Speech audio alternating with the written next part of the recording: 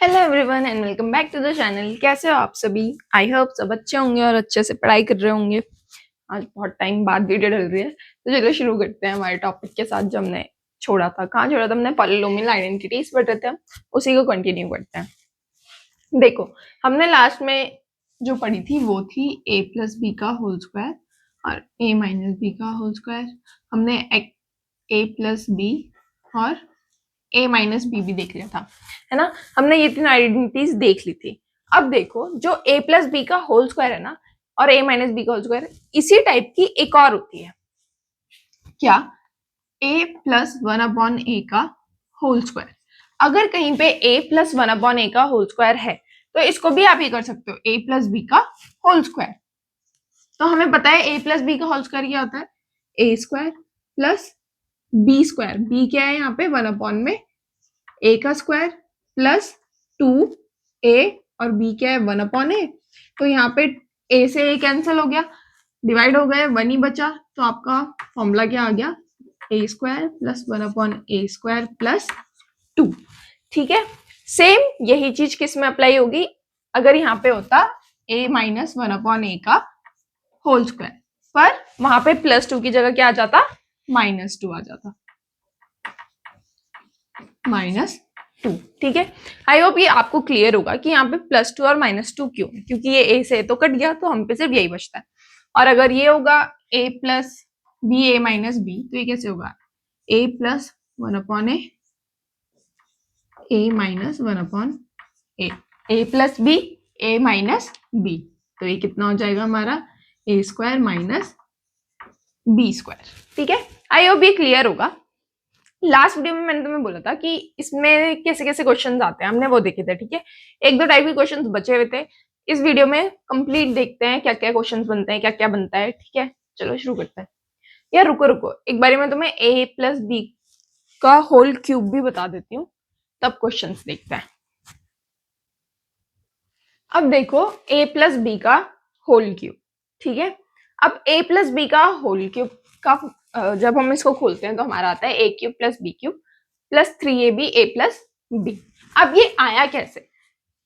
a plus B का whole cube क्या मतलब है कि तुम 3 बार क्या कर रहे हो? a प्लस बी को मल्टीप्लाई कर रहे हो, है ना। जैसे हमने a प्लस बी का स्क्वायर में देखा था, तो इसका मतलब हम इसे क्या कर रहे हैं?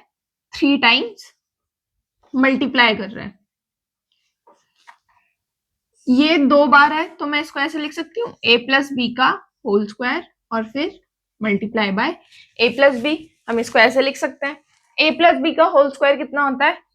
a square plus B square plus 2ab। Multiply किससे करना है आप? a प्लस बी से। जब भी ऐसे ब्रैकेट में कोई भी टर्म रहती है आपकी, तो उसका मतलब है कि इस a का मल्टीप्लाई इन सबसे होगा, फिर b का मल्टीप्लाई भी इन सबसे होगा। ठीक है, तो a का मल्टीप्लाई आप इन सबसे करोगे तो क्या हो जाएगा? a cube plus A B square plus 2a square b plus B A square plus B cube plus 2ab square. ये हो गया। अब a क्यूब प्लस ये b क्यूब। अब यहाँ पे देखो, b स्क्वायर है, ए बी स्क्वायर है, और यहाँ पे भी क्या है? ए बी स्क्वायर है। तो A B square plus 2ab square कितना हो गया? 3ab square. तो प्लस 3ab स्क्वायर प्लस यहाँ पे देखो a स्क्वायर b है, और कहीं है a स्क्वायर b, ये रहा a स्क्वायर b। तो ये कितना हो गया? 3a square b। a cube plus B cube plus, मैं यहाँ से कॉमन क्या ले सकती हूँ? 3ab मैं कॉमन ले सकती हूँ। अंदर क्या बच जाएगा? यहाँ कितना बचा? b, और यहाँ कितना बचा? a। तो आपका फॉर्मूला आ गया। ठीक है, देखो जैसे जैसे हम क्वेश्चंस करते हैं ना इनसे रिलेटेड, तो फॉर्मूले हमें ऑटोमेटिकली याद होते जाते हैं कि आप क्वेश्चंस करोगे फॉर्मूले याद होते जाएंगे। पर इन केस कभी कभार ऐसा होता है कि नहीं आ रहा दिमाग में फॉर्मूला, तो हमें पता होना चाहिए कि अच्छा ये आया कैसे। ठीक है, इसका जड़ क्या थी, बेस क्या था। तो हम ऐसे करके भी, अगर नहीं आ रहा फॉर्मूला दिमाग में कि क्या था, तो हम निकाल सकते हैं। अब सेम a माइनस बी का होल क्यूब भी देख लेते हैं। अब ये वाला फॉर्मूला जो है a माइनस बी का होल क्यूब, वो होता है a cube minus B cube minus 3ab a minus B. इसको खोलोगे तो क्या आएगा? माइनस 3a स्क्वायर बी और प्लस 3ab²। अब इसको मैं नहीं करूंगी, इसको तुम लोग करना, ठीक है। हम आगे बढ़ते हैं।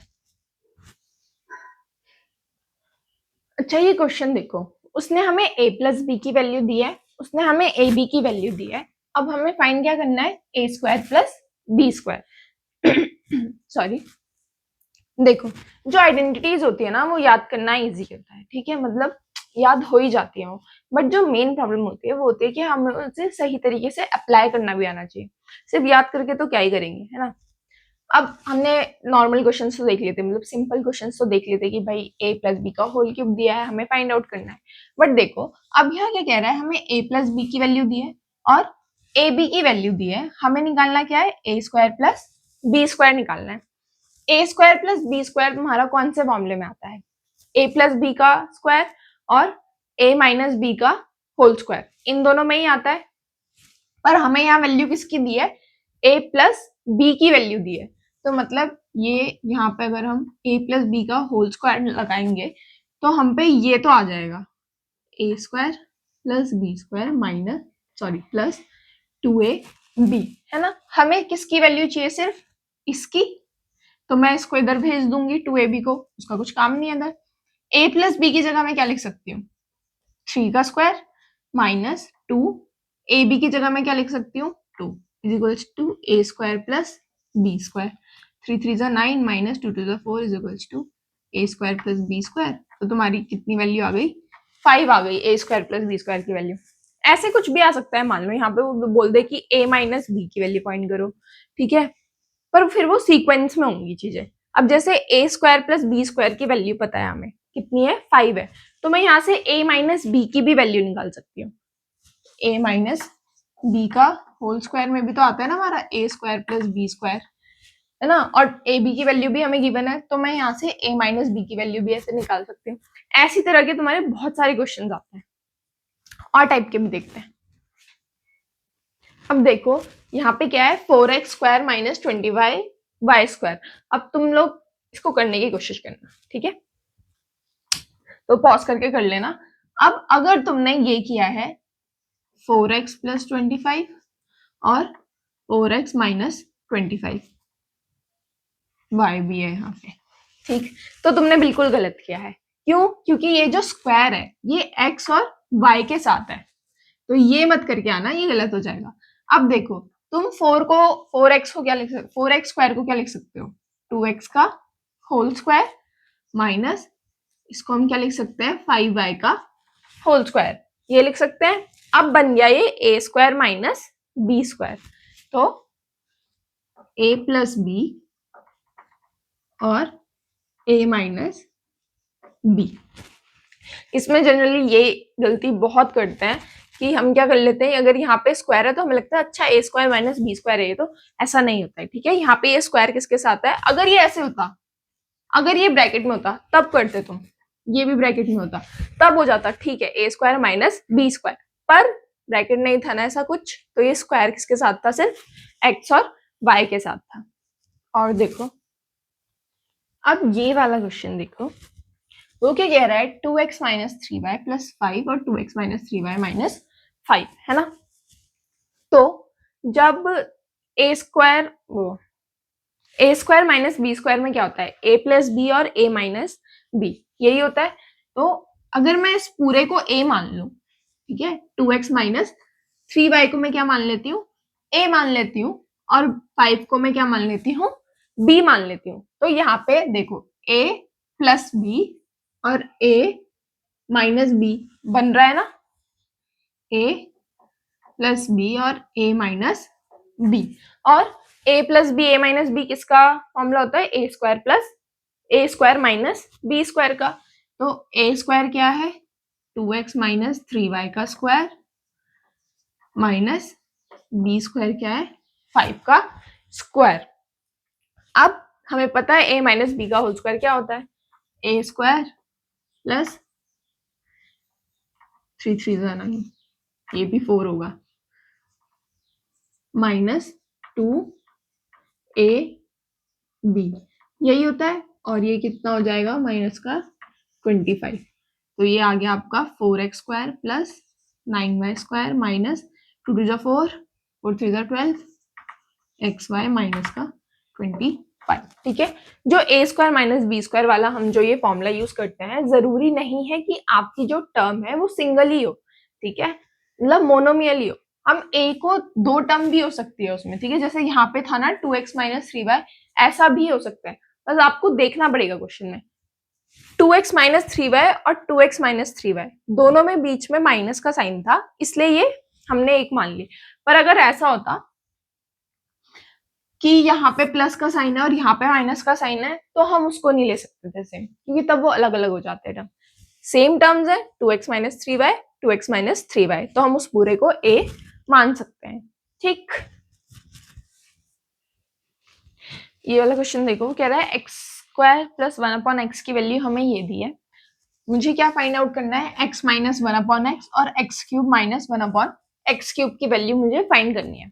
अब देखो ये क्या है, इसको मैं कैसे लिख सकती हूँ, ये दोनों के नीचे है ना, ये एलसीएम है, मतलब x एक तरह से, तो ये कैसे रहा होगा, x square upon x plus 1 upon x. यहाँ से x से एक x कट जाएगा, स्क्वायर कट गया, तो ये कितना बच गया, x प्लस 1 अपॉन एक्स की वैल्यू कितनी आ गई, 2 2 जा 4 और 5, 5/2 आ गई हमारी किसकी value, x plus 1 upon x की value. x minus 1 upon x की वैल्यू निकालनी है। x माइनस 1 अपॉन एक्स का होल स्क्वायर क्या होता है, x square plus 1 upon x square minus 2, यही होगा। अब मुझे क्या पता है मुझे क्या पता है, x प्लस 1 अपॉन एक्स की वैल्यू पता है ना। इसको मैं और कैसे लिख सकती हूँ, अगर देखो x प्लस 1 अपॉन एक्स का होल स्क्वायर माइनस 2। अब तुम सोच रहे होंगे कि ये मैंने क्या किया, x प्लस 1 अपॉन एक्स का होल स्क्वायर क्या आएगा, a square plus B square minus plus 2, ये आएगा। X square plus 1 upon x square plus 2 आएगा हम पे, उस प्लस 2 से, और मैंने यहाँ पे माइनस 2 भी ऐड किया है, तो प्लस 2 और माइनस 2 कैंसिल हो जाएंगे, और मेरे पे क्या बच जाएगा फिर से, बस एक्स स्क्वायर प्लस 1 अपॉन में एक्स स्क्वायर, है ना। तो मैं इसको कैसे लिख सकती हूँ, ऐसे लिख सकती हूँ।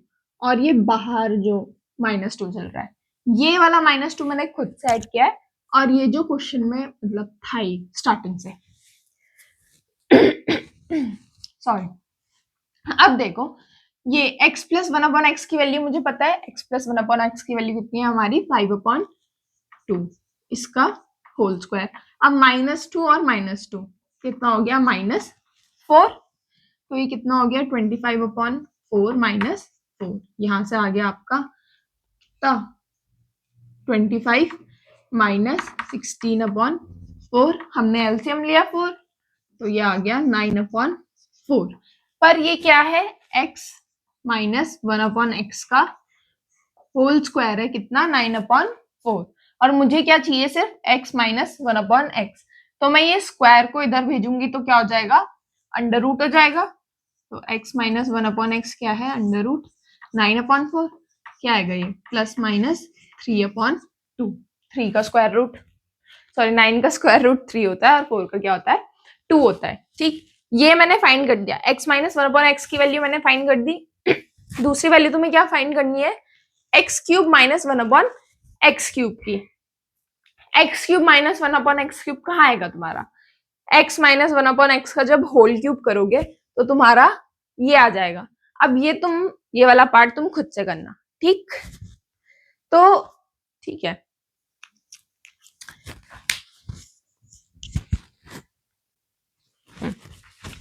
आई गेस इस वीडियो के लिए इतना बहुत होगा। हमने काफी टाइप के क्वेश्चंस देख लिए कि किस किस टाइप के तुम्हारे क्वेश्चन आ सकते हैं। हमें हर चीज पता होनी चाहिए कि ओके ये चीज ऐसे हो सकती है, इससे रिलेटेड ऐसे क्वेश्चन आ सकते हैं, ताकि हम एग्जाम में फुल्ली प्रिपेयर्ड रहे। तो इस वीडियो के लिए इतना ही, मिलते हैं नेक्स्ट वीडियो में नेक्स्ट टॉपिक के साथ। Bye bye.